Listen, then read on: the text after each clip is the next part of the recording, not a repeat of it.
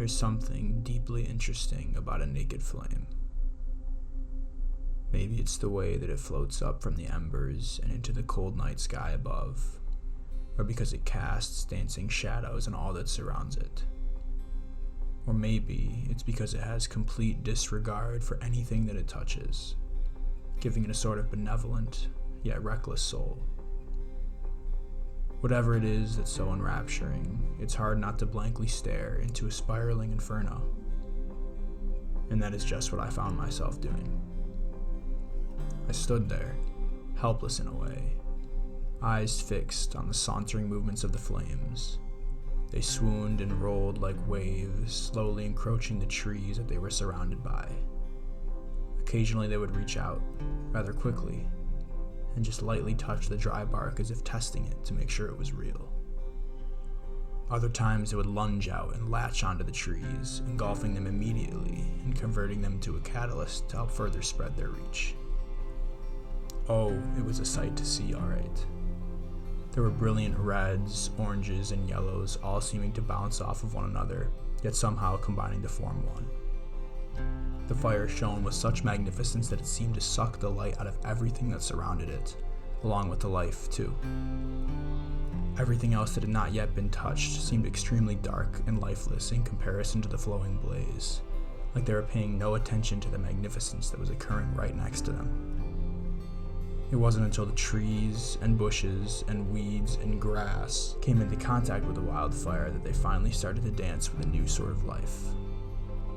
It was a magnificently powerful and unstoppable force, and sooner or later it would spread its vast reach to anything and everything within sight.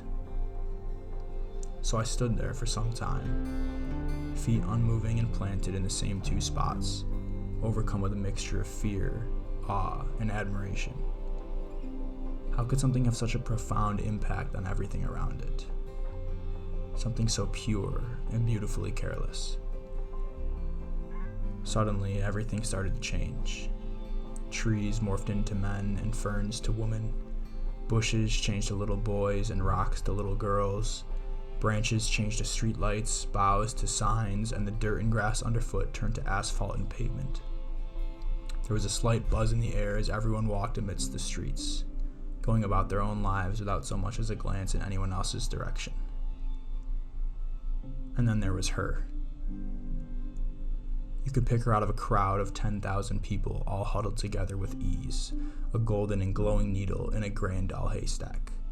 There was no mistaking her hair, long and dark, swaying in the breeze, or her laugh, her real laugh, which she tried to cover up far too often. And then there was her voice, smooth as silk with an ever so calming effect. There was her toes, her nose, her hips, and her lips, and everything else in between. But what stood out most were her eyes. Those deep hazel eyes that seemed to glisten in the moonlight and sparkle in the sunlight.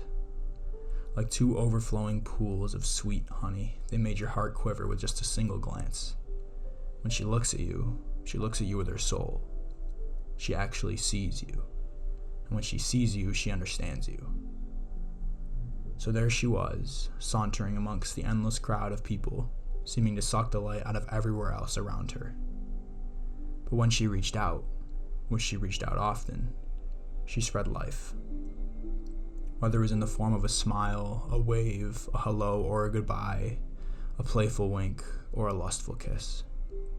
A compliment, concern, or question, or maybe she just happened to be walking by, and she walked just a little too closely to someone else who caught a hint of her addictive aroma. There were many, many ways in which she reached out to the things and people around her. It was almost like a dance. And much like a burning flame, she dances along, rain or shine, with a certain air of carelessness that gives her a kind of benevolent beauty. And there I stood, in a spot where my feet still had not moved from. And it wasn't until this moment, after I had a bit of time to witness her dance before me, that I realized I was in the presence of Wildfire.